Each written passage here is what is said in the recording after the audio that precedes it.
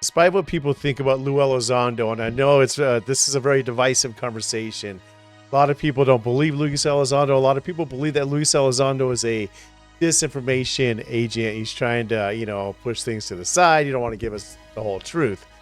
Look, I don't know. I've heard a lot of these things too. I've seen a lot of contradictions. Who knows? I don't know. I'm not here to accuse anybody of anything, but I have an interesting video for you. I got two clips for you. One of them is with NewsNation. NewsNation is interviewing Luis Elizondo, and they're talking about the Age of Disclosure, that new documentary that just came out. And the reporter comes out and asks Lou Elizondo, do you have firsthand proof of any of this stuff? And he replies saying, how much time do you have? And they kind of laugh it off or whatever. And then they go into a completely separate question. Now, these are the questions that need to be asked. They're asked, and then you don't allow him any time to answer the question. You move on to the next topic. Stuff like this really freaking me off, man. Joining me now is someone who appears in the Age of Disclosure. Lou Elizondo is a former Pentagon official. He's also executive producer of the documentary. Lou, welcome back to the show. Thank you for having me. I just got to ask you first about what I was talking to Dan Barr about. Two different alien species. Can you tell me anything about them? Well, what you're referring to was the alleged potential landing of Holloman Air Force Base back in the 1950s, where a vehicle, a craft of unknown origin, had landed at the edge of the airfield and initiated contact with individuals from both the Central Intelligence Agency and the United States Air Force. And if that's the case, think of the consequences of that, right? That means that somewhere someone had maybe perhaps pre-coordinated or arranged or was aware of this potential landing, enough so that individuals on the base were actually alerted and prepared for and waiting for these craft, right? So that kind of gives you an idea that perhaps there was some sort of dialogue or some sort of communication, perhaps even before that event took place. That was not something that you have firsthand knowledge about. You weren't there. What do you have firsthand knowledge about? Well, boy, how much time do you have, Elizabeth? We've got about 7 minutes. Okay, so as you may know, I ran the government's program at the Pentagon. Right, this next clip is with Christopher Mellon. Christopher Mellon just got through watching the Age of Disclosure. He says here in this clip, and that he's reflecting on it. He has a few remarks he has prepared for Congress in the new UAP documentary, Age of Disclosure, and he hopes these comments that he brings to Congress's attention will be helpful. Now, I clipped this out because I wanted you to hear a little bit of what he has to say here. I'm not going to show the whole thing. About half of it's not going to be shown, but really what this is, and I love that he's doing this, right?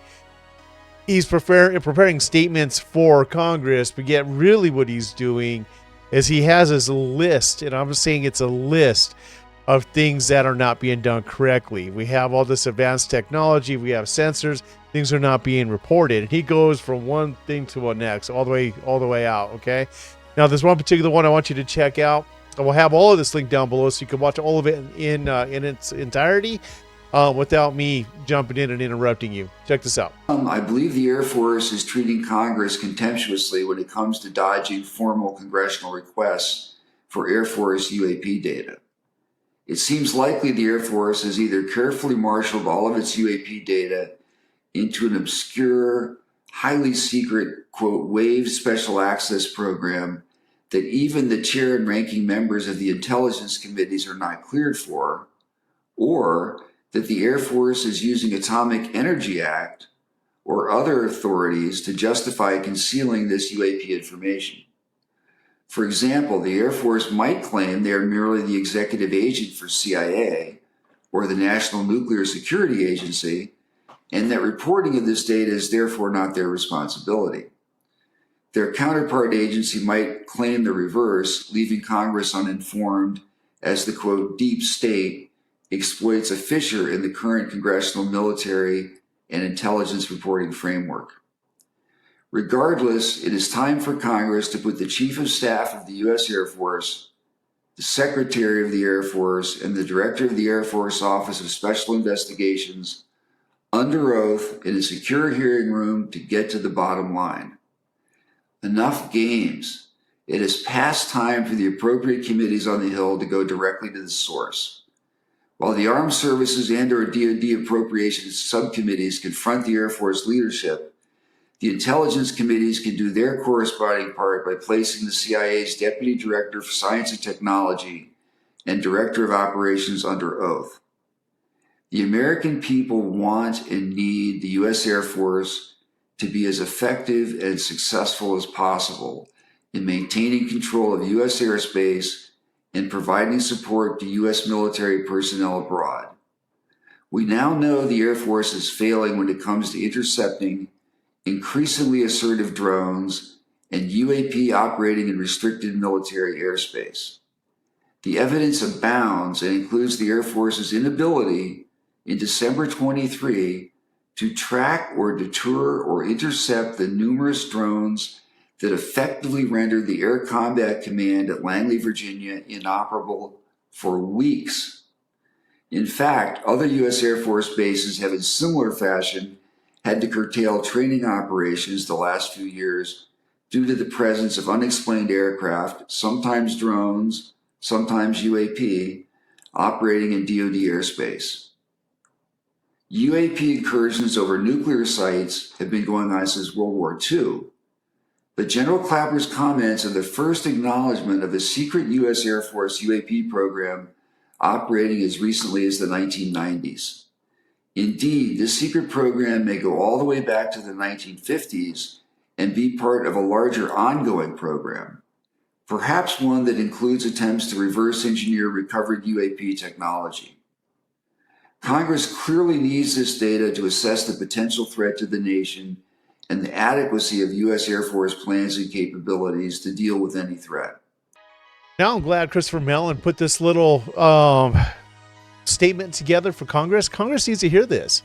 I think Congress already knows, to be fully transparent with you. I don't think that this is something that Congress doesn't know, but I love that he's just reiterating it.